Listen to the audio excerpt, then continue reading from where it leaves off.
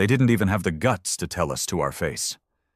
The vote happened quietly, buried behind layers of protocol and galactic bureaucracy. No official notice, no early warnings, no chance to defend ourselves. Humanity, after a century of building alliances, bleeding in alien wars, and dragging entire species back from extinction, was cast out like filth. Banishment, effective immediately, all treaties null, trade embargoed, diplomatic recognition withdrawn. Earth was no longer a recognized member of the Galactic Council. We were no longer trusted. No explanation was given, but every human who'd lived through the last decade already knew the truth. We made them uncomfortable. We didn't kneel like the others. We didn't fit the mold. When they told us to submit, we asked why. When they lied, we exposed it. And when they forced weaker species into labor under the name of resource obligation, we leaked the footage. We broke their illusions of peace and order. And they hated us for it. The message came from a nameless representative, one of their minor species who didn't even bother to show his real face, just a synthesized voice on an encrypted channel piped into Earth's assembly hall. By overwhelming majority, the Galactic Council votes to expel the human species from all interstellar cooperation, effective immediately. No room for negotiation, no due process. David Kessler watched the transmission from the floor of the assembly. Tall, broad-shouldered, face lined from years of war and betrayal, he clenched his fists without realizing it. He'd seen this coming. Hell, he'd warned them for years. But nobody listened until it was too late. President Mirek tried to put on a brave face as she addressed the world. But David didn't need her speech. He already knew what had to happen. The galaxy made its choice. Now it was Earth's turn. He stood before the Defense Council just 2 hours later. The emergency chamber reeked of panic, desperation, and half-swallowed rage. But Kessler's voice cut through it all like cold iron. Operation Ashbridge is no longer theoretical. It goes live today. Some flinched. Others nodded grimly. Ashbridge had been Earth's contingency plan, a nightmare scenario tucked away in classified archives. If the galaxy ever turned on us, the plan was simple: sever every tie, erase every vulnerability, and vanish.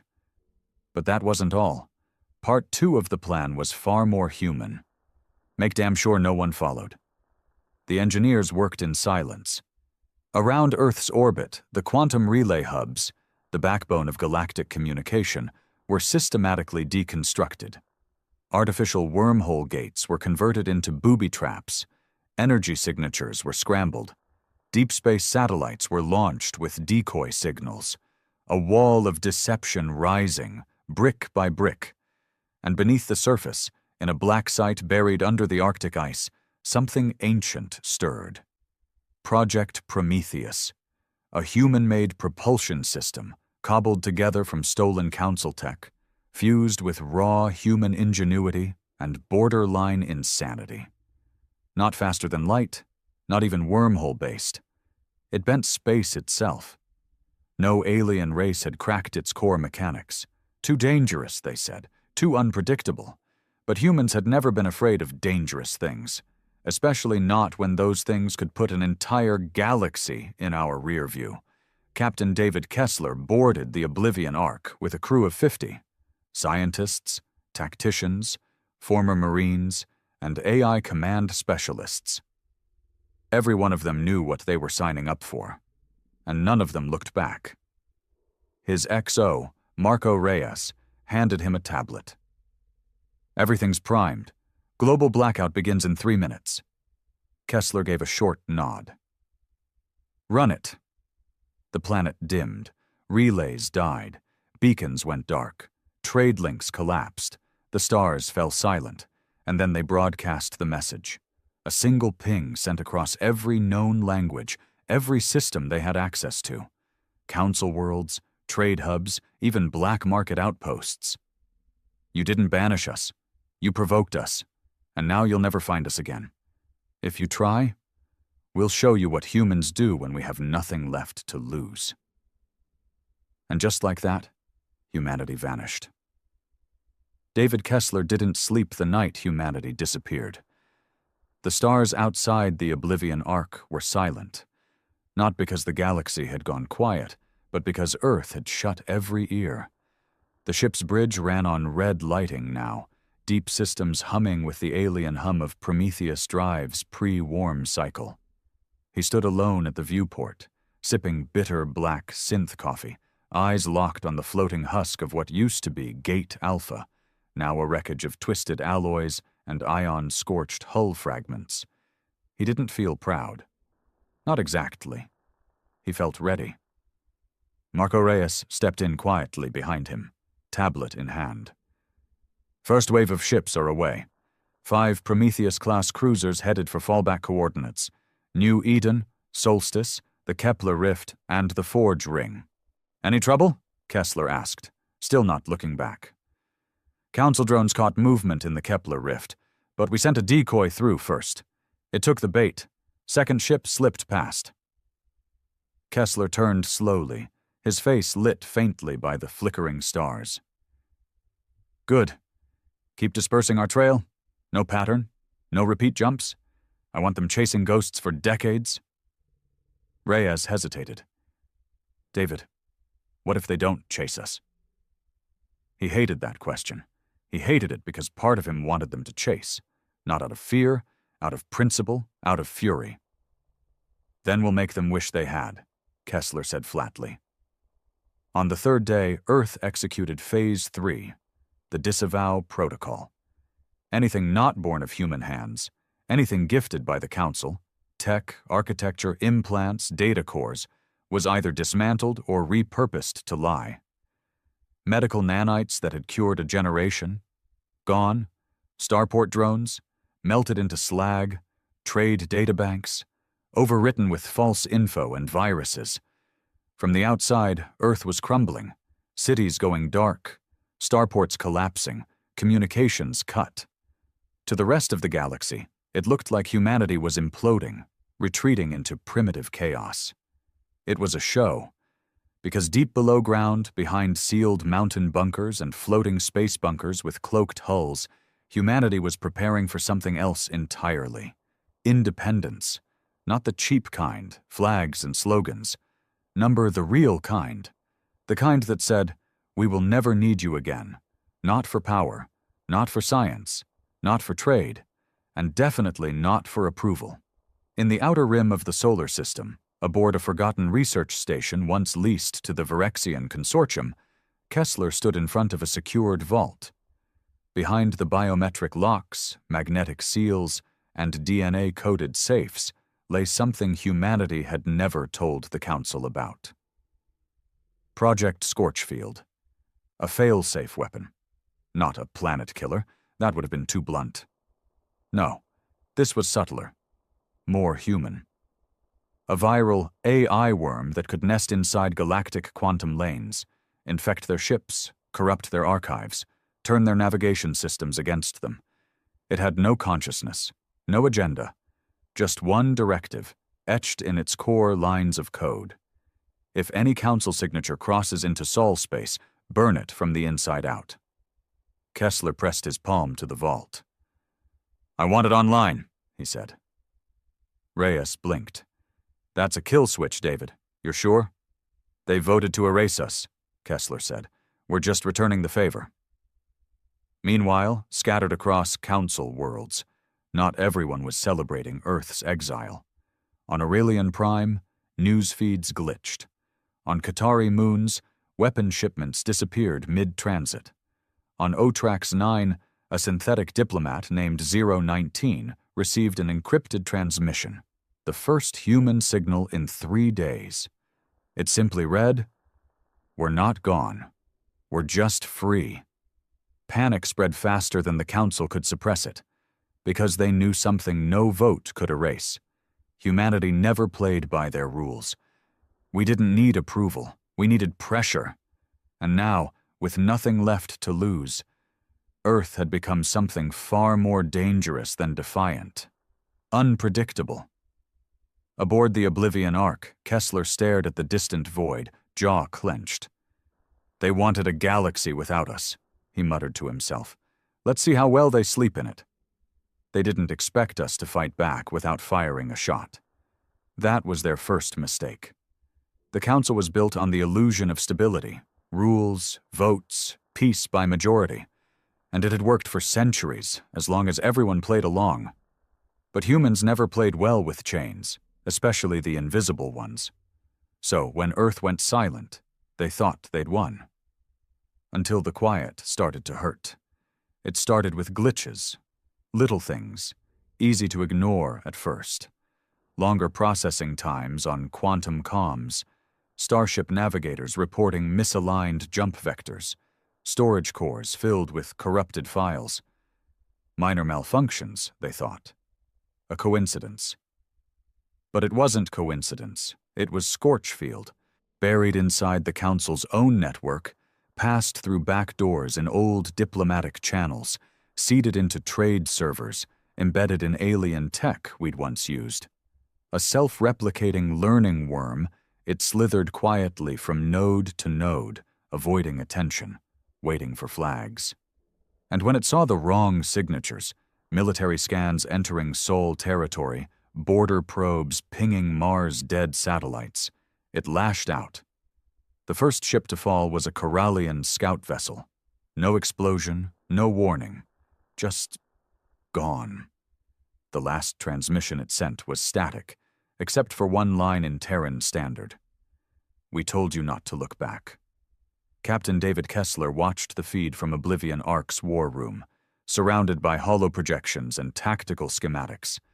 Each blinking red mark on the galactic map was a new blackout, another system infected with the ripple of Scorchfield. And none of them could trace it back.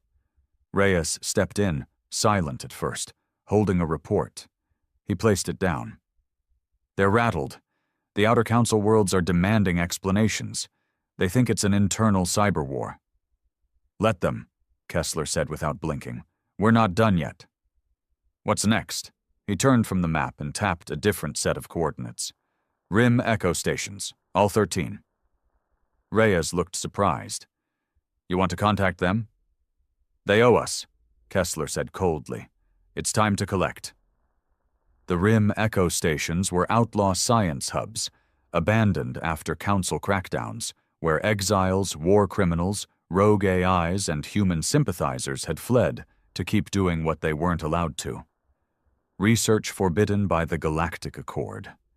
Biological augmentation, zero-point energy refinement, gravity folding, all off-limits. But not to humans. We built most of that tech before we got thrown out. And more importantly, we left back doors in every Echo Station AI. When Kessler activated the override signal, 13 stations blinked to life. Sleepy lights turned back on. Security protocols fell silent. Data began to flow again, for Earth's eyes only. "Echo Command confirms," Reyes said. "They've realigned to the Ark's beacon. You now control over 71% of the outlaw science grid." Kessler smirked. "They banished us," he muttered. "They forgot we infected everything first." On Council World Vixtera 4, panic turned into accusations. The Council's emergency summit erupted into chaos as systems continued failing and ships stopped returning from missions near Sol space. A dozen alien delegates demanded Earth be sanctioned again, then remembered Earth had already been erased, which only made it worse. Because you can't sanction a ghost, you can't threaten a shadow, you can only live in fear of when it reappears. And then the final blow came, not through force, not through sabotage, but through the truth. The Oblivion Ark broadcast a message again. This time, not a threat. It was footage, unedited, raw, undeniable, documents from Council archives we weren't supposed to have, intercepted files exposing how the vote to banish Earth wasn't about policy violations. It was about fear. They showed closed-door meetings where alien leaders called humans Uncontainable. Where they warned each other that if humans weren't cut out now, they'd eventually control the council. They debated enslaving Earth. A few even proposed sterilization protocols. It was all there. And now, so was the galaxy. That night, riots broke out on 4 worlds.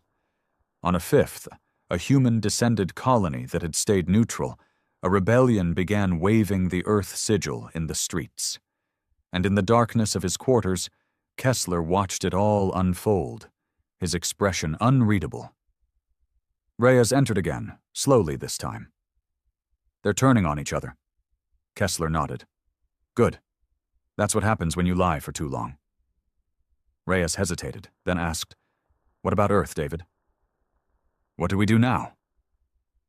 Kessler stood, walked to the viewport where the shattered gate drifted like a grave marker. "We stop running," he turned, "and we start building what they were afraid of in the first place." For the first time in almost a century, Earth looked inward. No more diplomatic missions, no more trade ships docked at alien ports, no more ambassadors preaching peace to species that saw us as tools or threats. It was over. But exile didn't weaken humanity. It freed us. Under the ashes of betrayal, something new was rising, something faster, harder, and far more dangerous than the version of Earth the galaxy remembered. In the hollowed-out remains of the old lunar research bastion, David Kessler walked through the newly dubbed Forge Command. It was a hive of activity now, technicians crawling over unfinished engines, scientists working beside ex-soldiers, android units sparking to life, and uploading classified protocols faster than anyone could track. Prometheus Drive was just the beginning. The RIM Echo stations had opened the floodgates. Forgotten experiments, outlawed tech, and human-AI hybrids the Council once ordered dismantled were being rebuilt piece by piece. New designs, new ship types, new weapons, and above all, new thinking. There were no more rules. Not their rules anyway. "You should see this," Reyes called from the core chamber, waving Kessler over with wide eyes. On a reinforced holopad, a projection lit up showing the schematics of a new hull class. Spectre-class frigate, built with reactive meta-alloy stolen from failed Zalthi prototypes, capable of partial phase shifting, invisible to most scanners, virtually undetectable unless you knew where to look. And beside it, another prototype, the Chimera Relay, a communications array built from reverse-engineered quantum resonance fields, something even the Council hadn't cracked. It could broadcast instantaneously anywhere, bypassing gates, wormholes, or detection fields. It was faster than anything in known space. "How long before it's operational?" Kessler asked, eyes locked on the projection. 2 weeks, Reyes said. "Maybe less. Earth's moving like it's alive again." That was the truth.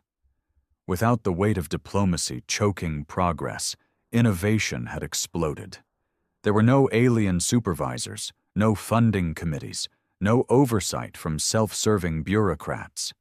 There were only humans, with everything to prove, and nothing left to lose. The Council still didn't understand what they'd done. They were trying to contain the fallout, denying the footage from the leaked meetings, claiming Earth faked the broadcasts. But the damage was spreading. On frontier worlds, small colonies with human DNA in their bloodlines were turning rogue, refusing Council orders, blocking inspections, sending coded signals to Earth. They weren't coming home. But they were no longer loyal to the Council either, and some weren't even subtle about it. The mining station orbiting Vulcar 3, once a Council-owned facility, had changed its flag overnight. Kessler watched the shaky video as the station's commander, a scar-faced woman named Naira Solon, stood in front of a human banner stitched from old ship tarps. "No more silence," she said. "We're done playing by alien rules. Earth is free. We are free. And if the Council wants to reclaim this station, they'd better bring something bigger than threats." It spread like a virus. Of course, not every human outpost sided with Earth. Some had grown too close to the Council, too wealthy, too deep in their luxury, their alien praise, their safe roles as model Terrans. When Earth tried to contact them, they didn't just reject the call, they sent warnings to the Council. Kessler didn't waste time warning them. "They made their choice," he said quietly to Reyes. "Let them live with it." "Even if they turn us in?" Kessler didn't answer. He didn't have to. That same night, the Oblivion Ark launched a stealth drone toward one of the traitor colonies, Virex 1, a human-run pleasure hub built on Council wealth. The drone carried no weapons, no virus, just a single message carved into its hull. "You are not us, and we are not coming to save you." It hovered for 20 seconds above the city center before self-destructing in a burst of harmless white light. But the message was clear. There would be no second chances. Inside the forge, a group of scientists stood before a new structure, a gateway of our own design, built not to connect to Council space, but to bypass known dimensions entirely, experimental, dangerous, untested. Kessler smiled as the team waited for his approval. "Light it up," he said. The room trembled. Space cracked. The gateway roared to life with blue fire as the Prometheus field bent the fabric of reality itself. For the first time in history, Earth wasn't trying to join a galaxy. We were about to build our own. The first real strike didn't come as a fleet. It came as a message, encrypted, condescending, dripping with the Council's usual tone, the kind of voice used when addressing children too naive to understand real consequences. David Kessler stood over the holotable as the projection flickered to life. The face of Minister Rel Ka of the Saraxi Combine shimmered into view. Smooth-scaled, four-eyed, and dressed in regal synthetics, he looked down his nose even through a hologram. "Humanity," the alien began, "this is your final warning. Cease your aggressive posturing. Cease your unlawful interference in Council systems. Submit to planetary inspection, or be recognized as a rogue civilization, subject to galactic intervention." Reyes muttered something under his breath that sounded like he can shove his intervention. Kessler didn't speak. Not immediately. He waited for the message to end, then turned to the comms officer. "Send the reply," he said. The reply was a file. It showed Council probes drifting dead in space near Neptune. It showed a Council spy satellite being dissected in Earth's orbit by a new Aegis-class defense drone. It showed a map, 12 Council patrol routes, all exposed, human intelligence deep level, and one final image, the shattered remains of a Council Black Ops vessel broken into 6 pieces and tagged with a simple phrase: "Keep pushing." 3 days later, the Council pushed. A fleet, small but dangerous, dropped out of warp near the Kepler Rift, targeting a known rogue human colony. 3 destroyers, 1 battleship. Enough to make an example. They underestimated the colony. More importantly, they underestimated Earth. The Oblivion Ark had arrived there 3 hours earlier. Captain Kessler stood on the command deck as the incoming threat was confirmed. Reyes handed him the final tactical report. "Fleet's holding formation. Looks like a shock operation. Fast burn, hard strike, and then retreat." "They want fear," Kessler said. "They think they'll scare us back into obedience." He walked to the front of the deck, his voice low. "Show them what fear really looks like." The human response wasn't larger. It was smarter. 3 Spectre-class frigates uncloaked from the blackness of the rift like ghosts, targeting the rear engines of the Council fleet before their scanners could even adjust. A new breed of EMP mines, coded to disrupt Council nav systems specifically, blossomed in space like silent white flowers. The Council destroyers reacted too slow. One lost control entirely, spinning out and crashing into its sister ship in a shower of plasma. The battleship turned to retreat. It didn't get far. The Oblivion Arc appeared above it, faster than it should have been able to. Prometheus' drive thrummed through space-time as it cut across the enemy's escape path. Kessler didn't order a full strike. He didn't need to. 2 shots, one to the engines, one to the weapons array. The Council ship drifted, alive but helpless. Then, in a display that would spread across the galaxy in under a day, the Oblivion Arc sent a transmission to the downed vessel. The camera feed showed Kessler standing alone on the bridge. "I want you to send a message," he said, staring into the lens. "Tell your ministers, tell your commanders, tell every smug, self-righteous bureaucrat in that gilded chamber." He leaned forward slightly. "We don't want peace anymore. We want distance. Stay out of our sky." Then the feed cut.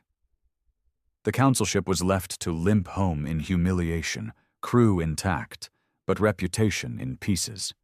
Back on Earth, the mood was shifting. This was no longer survival. It was vindication. The people who had once felt abandoned, cast out, stripped of pride, were now standing taller. Children learned history without the shame of being called a lesser species. Engineers pushed harder, inspired by a future no longer bound by alien limits. Even the sky looked different. On the night of the Kepler victory, as the fires in space cooled and silence returned, Kessler stepped outside the Forge dome. He looked up, not at the stars, but beyond them. "We gave them a chance," he said quietly. "They voted us out." Reyes nodded beside him. "And now?" Kessler's voice was steel. "Now we make damn sure they never get to vote on us again." The Galactic Council was bleeding, and for the first time in millennia, it had no one to blame but itself. The humiliation at the Kepler rift had triggered more than a tactical failure. It cracked the illusion, the one that said the Council was untouchable, that their word was law and their strength unquestioned. Humanity didn't just win the skirmish, they broadcasted it. Across every major system, the footage played in shadowed alleys and crowded spaceports. In the slums of the Ixil moons, a half-starved child wore a crude patch of the Earth flag on her sleeve. On the trade-rich sky platforms of Saraxi space, merchants whispered about the Silent Fleet and their ghost ships. In the Virexian halls of governance, a senator was caught watching the Oblivion Arc's strike footage with something close to awe in his eyes. The Council tried to suppress it. Firewalls, AI sensors, false flags didn't matter. Because the virus wasn't digital, it was hope. And that kind of virus couldn't be deleted. Inside Forge Command, the war table had changed. It no longer just tracked Council movements or Earth's defense grids. Now it tracked influence. Rogue colonies marked in green, sympathetic trade hubs in yellow, unstable Council territories in orange. Every week, another dot shifted. Some moved quietly. Others made a show of it, burning Council emblems in public, renaming settlements in Terran Standard, switching allegiance not to Earth's government, but to its cause. Kessler stood before the new map with arms crossed. His face didn't show pride. It showed something harder. Readiness. "They're scared," Reyes said behind him, "but not of our weapons." "No," Kessler said. "They're scared we reminded the rest of the galaxy they don't need to be ruled." That same week, an envoy arrived from the unaligned worlds of the Outer Ring, a cluster of mining colonies long abused by Council taxation and military drafts. They came aboard a rust-stained freighter, their uniforms a patchwork of recycled gear and personal armor. Their spokesman, a wiry man with hollow eyes and oil-stained hands, stood before Kessler in the heart of Forge Dome. "We ain't your allies," the man said plainly. "We remember Earth sold us out once to buy into the Council." Kessler didn't flinch. "You're right, and I was one of the men who voted against that deal." The man raised a brow. Kessler stepped closer. You don't need to trust us. Just don't trust them again. There was a long pause. Then the man reached out and shook his hand. We'll hold your flank, he said. That's how it began. The council called it treason. Earth called it evolution. It wasn't about flags anymore. It wasn't even about humanity. The cracks in the old order were turning into fractures, and every species that had been silenced, enslaved, or ignored by the council was looking to Earth not as saviors, but as a blueprint. Because Earth didn't ask for freedom anymore, we took it. In the dark chambers of the council's high tower, panic spread like fire. Emergency meetings turned into shouting matches. Species once united in order were now divided by fear. Some wanted to negotiate with Earth. Others demanded full-scale retaliation. A few whispered what none of them wanted to admit aloud. We may not be able to win. Not in a clean war. Not against ghosts. Not against the idea Earth had become. Meanwhile, in the depths of the Forge, the first successful Jumpgate Zero test was completed. A new kind of gateway, not one that relied on known space-time corridors, but something wholly new. A corridor folded through dark energy fields, built from designs Earth never dared to show while the Council watched.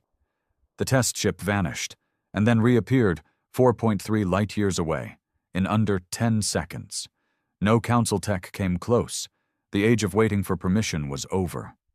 Back aboard the Oblivion Ark, Kessler sat in silence, reading intercepted Council reports. He wasn't smiling. He rarely did. Reyes stepped in again, this time holding a physical artifact, a carved emblem made of scorched metal, the sigil of a Council trade hub. Burned. Broken. Another colony flipped, Reyes said. They're using Earth's slogan now. Kessler looked up. We build in exile. We rise in silence.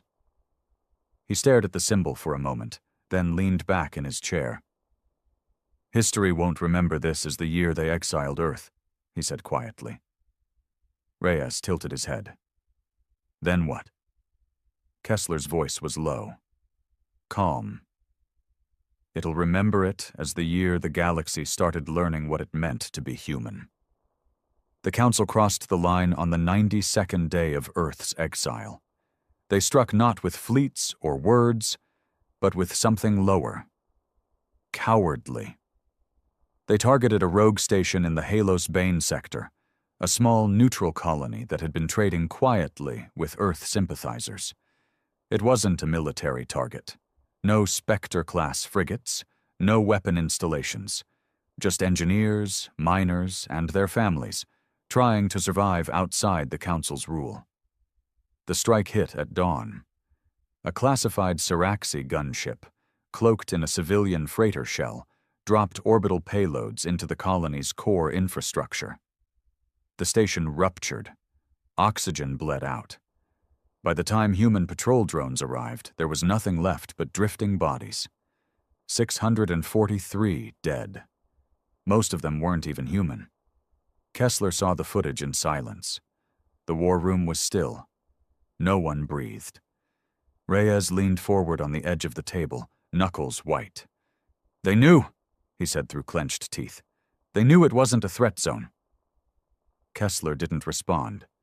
He just stared at the screen, at the frozen image of a girl, maybe 10 years old, floating with her arms out like she was still dreaming.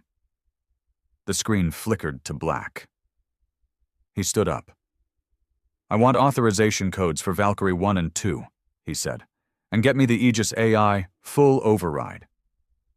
I don't want this going through any fail-safes. Reyes blinked.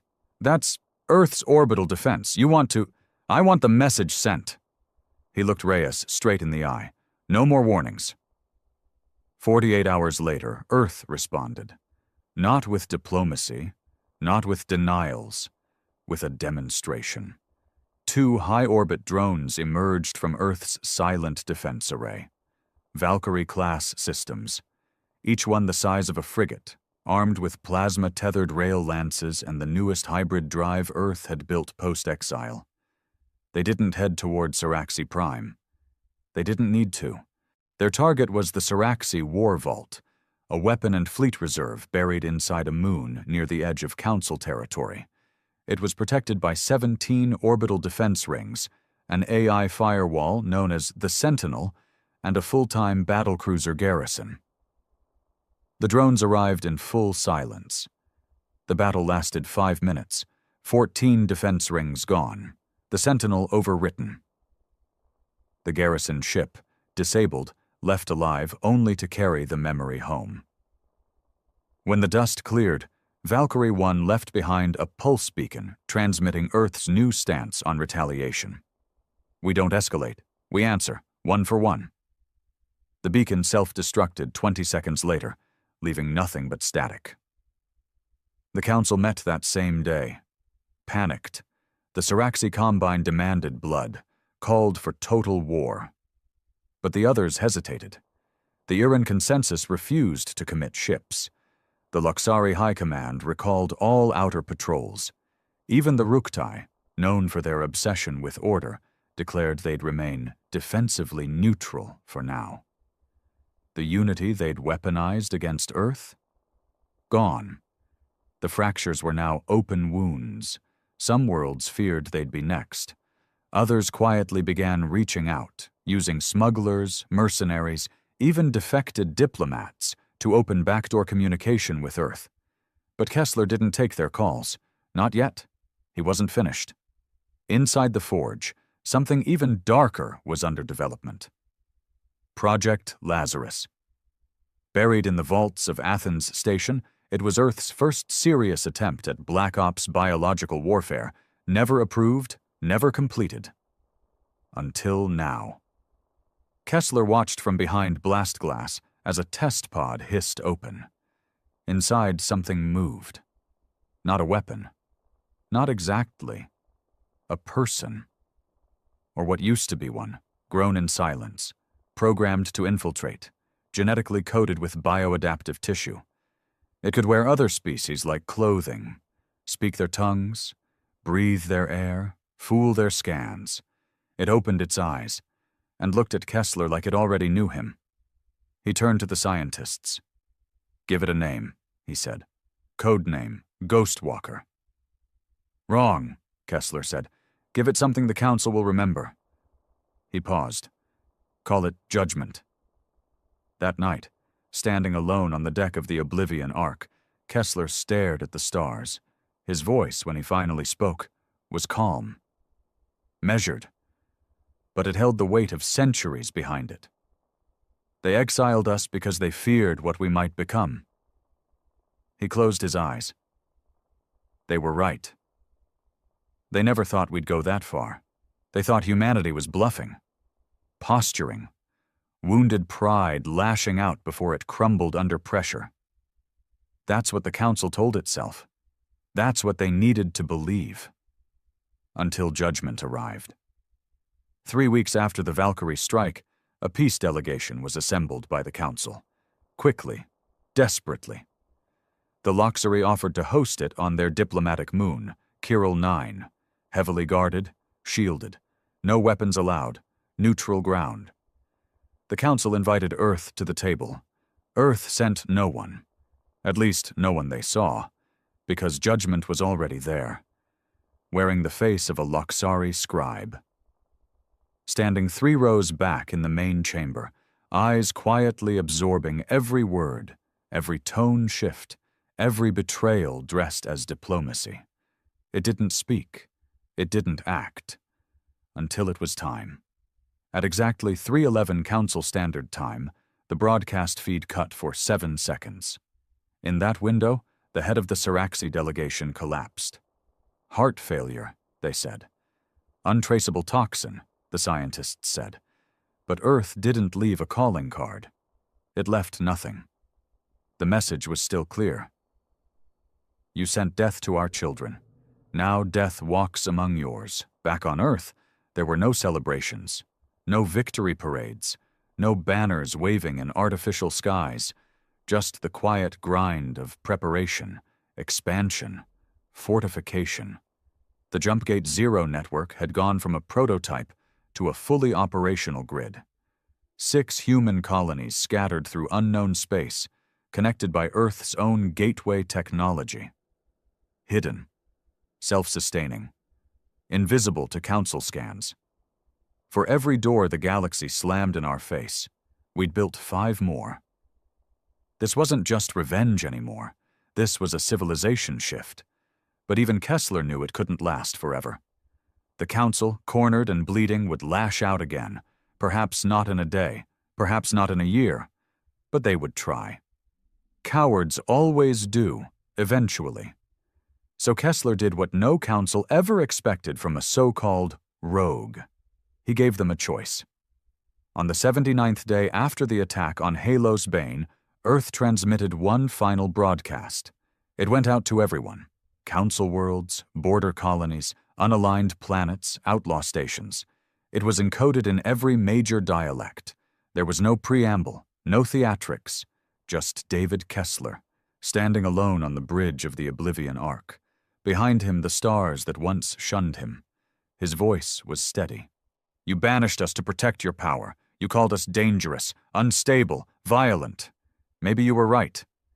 He leaned forward. But understand this. A beat of silence. We are not coming back. We don't want your council. We don't want your peace. And we don't want your chains. His expression sharpened. You will not negotiate your way back into our orbit. You will not bribe us with trade or appease us with empty words. You made your decision. He raised one hand and pointed, not at them, but through the lens. Now live with it. The feed cut. That night, in the war room of the Council's high tower, the remaining delegates watched in silence. The Loxari delegate rose to speak, his voice shaking. We've lost control. No one argued. Even the Seraxi were quiet. No one dared say the truth aloud. Earth had become untouchable. Not because of their weapons, or ships, or AI, because they'd outgrown the galaxy. Months passed. Earth expanded. Spectre ships became fleets. Colonies became cities. And humans, driven, broken, angry, kept building, kept innovating, kept pushing into corners of the universe the Council feared to even map. There were whispers now. That Earth was building something beyond technology, beyond warfare, a replacement, a new order. Not a council, but a code, a system of strength, choice, survival, free from the false peace the galaxy had hidden behind for too long. Some would call it dangerous, some would call it liberation, but no one could stop it. And somewhere, deep in uncharted space, far beyond the rim of known systems, a new voice whispered from a darkened bridge. A young commander, barely 25, standing before a room of human pioneers. His hand rested on the console of the first full-scale Prometheus world carrier. Let the galaxy look up, he said. His crew looked at him. He smiled. Let them remember the day they tried to erase us. A pause. And let them watch what comes next.